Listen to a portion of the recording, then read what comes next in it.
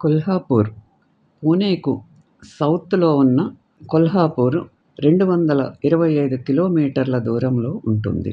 Maharashtra tourism spa Panchganga నది ఒడ్డున ఉన్న కొల్హాపూర్ నగరం అభివృద్ధి చెందుతున్న వాణిజ్య కేంద్రంగా ఉంది.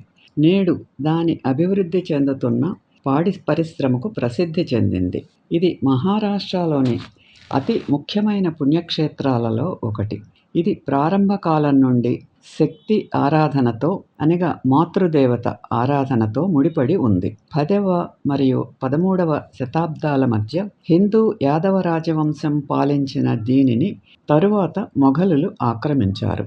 1675లో కొల్హాపూర్ను చివరకు మరాఠా అధిపతి శివాజీ స్వాధీనం చేసుకున్నాడు.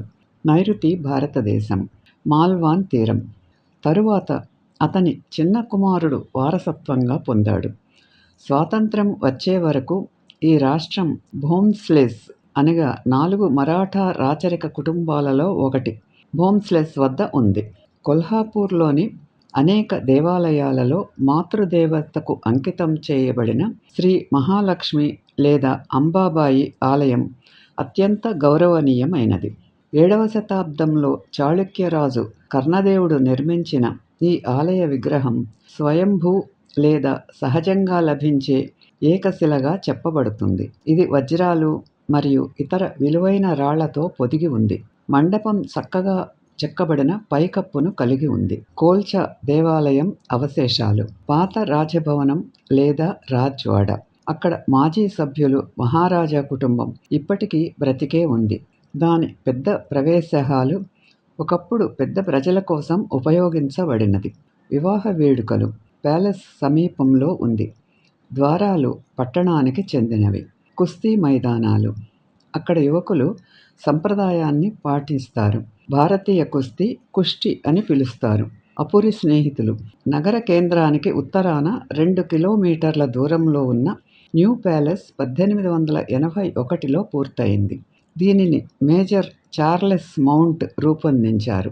ఆయన యూరోపియన్, జైన, హిందూ మరియు ఇస్లామిక్ అంశాలను కలిపి ఒక విధంగా సృష్టించారు. ఇది విస్తృతంగా ఇండో సార్సెనిక్ శైలి నిర్మాణ శైలిగా ప్రసిద్ధి చెందింది. ఈ ప్యాలెస్ నేడు షాజీ ఛత్రపతి మ్యూజియంగా మారింది.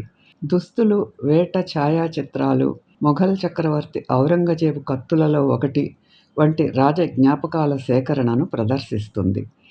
టౌన్ హాల్ మౌంట్ రూపొందించిన మరొక నిర్మాణం.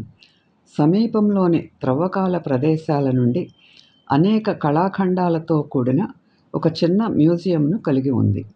కొల్హాపూర్ చేతితో తయారు చేసిన తోలు చెప్పులకు కూడా ప్రసిద్ధి చెందింది. దీనిని కొల్హాపురీ చెప్పులు అని పిలుస్తారు. పంచగని కృష్ణానది యొక్క అద్భుతమైన దృశ్యాలతో పన్హాలాలో అనేక ప్రైవేట్ ఇళ్ళు కూడా ఉన్నాయి. వాటిలో ప్రముఖ భారత గాయని లతా మంగేష్కర్ కూడా ఉన్నది. మహాబలేశ్వర్, మాల్వాన్ తీరం. Fishing boat. మాల్వాన్ తీరం సింధుదుర్గ్ జిల్లాలోని దక్షిణ కొంకణ్ తీర ప్రాంతం మాల్వాన్ కోస్ట్ అని పిలుస్తారు. సముద్రపు కోటలు మరియు అందమైన మత్స్యకార గ్రామాలతో నిండి ఉంది. ఇవి బీట్ ట్రాక్లో ఉన్నప్పటికీ ముంబైకి దక్షిణంగా 505 కిలోమీటర్ల దూరంలో ఉన్న విజయదుర్గ్ కోటను సందర్శించడం విలువైనది. ఇది లిత్ శతాబ్దపు కోట స్థలంలో ఉంది. బీజాపూర్ 3లో పునర్నిర్మించబడింది. 16వ శతాబ్దం 1654లో ఇది శివాజీచే మరింత పునరుద్ధరించబడింది. అతను 3 పొరల కోటలు, 27 బురుజులు మరియు 300 తుపాకులను జోడించాడు.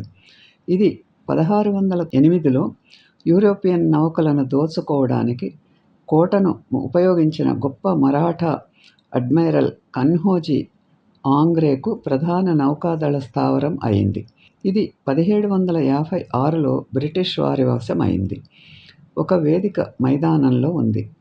ఇక్కడ బ్రిటిష్ ఖగోళ శాస్త్రవేత్తలు సూర్యగ్రహణం అధ్యయనం చేయడానికి తమ టెలిస్కోప్లను ఏర్పాటు చేశారు. 1664లో శివాజీ నిర్మించిన సింధుదుర్గ్ కోట విజయదుర్గ్కు దక్షిణంగా 74 కిలోమీటర్ల దూరంలో కుర్తే అని పిలువబడే ద్వీపంలో నిర్జనమై ఉన్నది. దాని 10 మీటర్లు ఎత్తైన ప్రాకారాలతో అధికారాన్ని విజయదుర్గకు మార్చే వరకు ఇది మరాఠా కోటగా ఉంది. మహారాష్ట్రలో గడ్డం లేకుండా శివాజీ విగ్రహం ఉన్న ఏకైక ప్రదేశం ఇదే. అతని అరచేతి మరియు పాదాల ముద్రలు ప్రవేశ ద్వారం దగ్గర మోర్టార్లో భద్రపరచబడ్డాయి. సింధుదుర్గ్కు ఉత్తరాన 4 కిలోమీటర్ల దూరంలో ఉన్న మాల్వాన్ చిన్న ఓడరేవు ఈ తీర ప్రాంతానికి దాని పేరును ఇచ్చింది. ఇది ఒక బీచ్ రిసార్ట్గా అభివృద్ధి చేయబడుతోంది. మాల్వాన్ సావంత్వాడికి దక్షిణంగా 52 కిలోమీటర్ల దూరంలో, వెంగుర్లకు తూర్పున 23 కిలోమీటర్లు. భోంస్లే రాజుల రాజధాని, వృత్తాకార ప్లేయింగ్ కార్డులు తయారు చేసే కళ ఇక్కడ అభివృద్ధి చేయబడింది. ఈ పట్టణం చెక్క బొమ్మలు మరియు లక్క పనికి కూడా ప్రసిద్ధి చెందింది. అంబోలి సావంత్వాడికి ఈశాన్యంగా 25 కిలోమీటర్ల దూరంలో ఉన్న ఒక అందమైన హిల్ స్టేషన్. విజయదుర్గ్ కోట యొక్క దృశ్యం, బేలో చేపలు పట్టే పడవలు, పరిసరాలు డెక్కన్లోని అత్యంత ముఖ్యమైన కోటలలో ఒకటి. కొల్హాపూర్కు వాయవ్యంగా 19 కిలోమీటర్ల దూరంలో ఉన్న హిల్ స్టేషన్ పన్హాలా వద్ద ఉంది. నిటారుగా ఉన్న కొండపై ఉన్న ఈ కోట 3 అద్భుతమైన డబుల్ గోడల ద్వారా మరియు 7 కిలోమీటర్ల పొడవైన ప్రాకారాలతో బాగా రక్షించబడింది. దాని గోడల లోపల 2 ఆలయాలు ఉన్నాయి. ఒకటి అంబాబాయికి అంకితం చేయబడింది మరియు మరొకటి గాలిదేవుడైన మారుతికి అంకితం చేయబడింది. అత్యంత ఆసక్తికరమైన చిహ్నాలు భారీ రాతి ధాన్యాగారాలు. వీటిలో అతిపెద్దది గంగా కోటి 948 స్క్వేర్ మీటర్ల విస్తీర్ణంలో ఉన్నది.